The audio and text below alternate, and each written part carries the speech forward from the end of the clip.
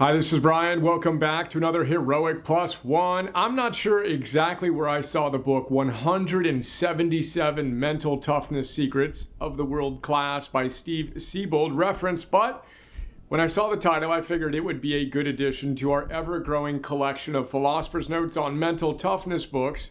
So I got it, enjoyed it, and here we are. I read the book. In the same deep work week, I read Move by Move by the first African-American chess grandmaster, Maurice Ashley, The Confident Mind by Dr. Nate Zinsser, Unstoppable Mindset by Alden Mills, Scars and Stripes by Tim Kennedy, and Elevate and Dominate by Deion Sanders. Now, Steve Siebold founded Mental Toughness University in 1986. He's the author of a number of books and has worked with elite performers around the world for decades. As per the title, this book is packed with 177 mental toughness secrets of the world class. On, as per the subtitle, the thought processes, habits, and philosophies of the great ones. Today, I want to chat about the very first of those 177 mental toughness secrets of the world class. It's time to turn up the heat. Let's get to work. Siebold tells us, and I quote him, "In 30 years of competing, coaching, and working with performers from various fields, I've discovered most amateurs suffer from mild to severe delusion in their efforts and competencies. In other words, most people delude themselves into thinking they are working harder than they are, and that they are more competent than they actually are."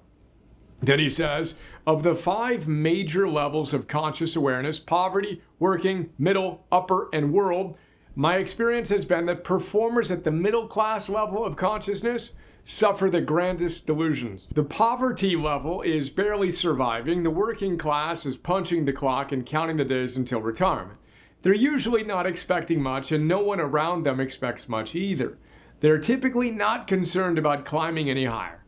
And he says it's the middle class that is most incongruent with reality. They are operating at a high enough level to understand that higher levels exist.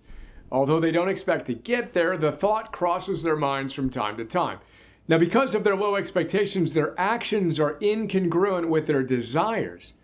In other words, they want to live the life of the world class, but are unwilling to pay the price.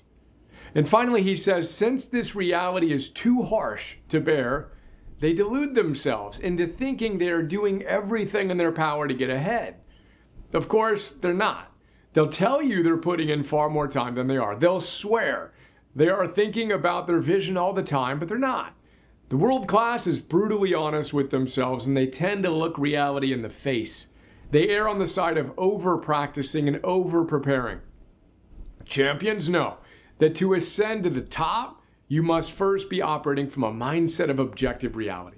Self-deception and delusion have no place in the professional performer's consciousness, end quote.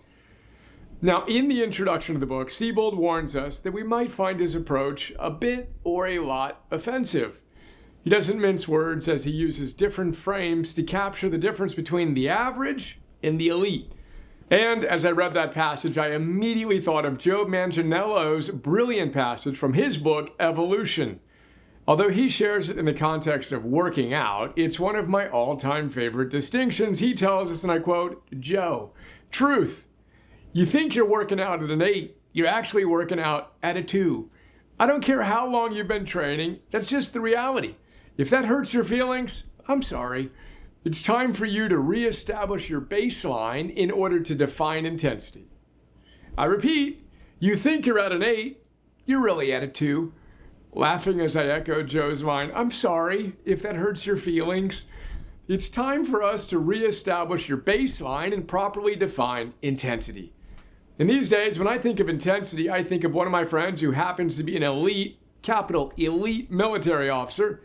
He fell in love with the idea of activation energy and came up with our new heroic phone number, 212-451-2000.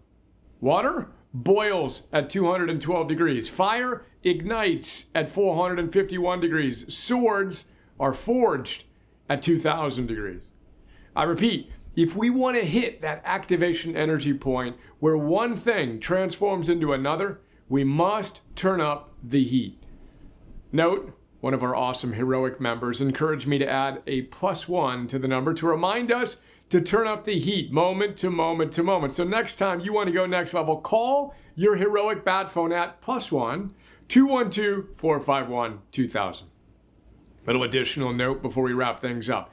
I always like to complement that super ambitious energy with some equally intense spiritual wisdom. Here's how Joseph Campbell puts it in a Joseph Campbell Companion. He says, Sri Ramakrishna said, "Do not seek illumination unless you seek it as a man whose hair is on fire seeks a pond." And here's one more way we can frame it up. If the idea of middle class versus upper and world class offends your sensibilities, how about we juxtapose mediocre and excellent?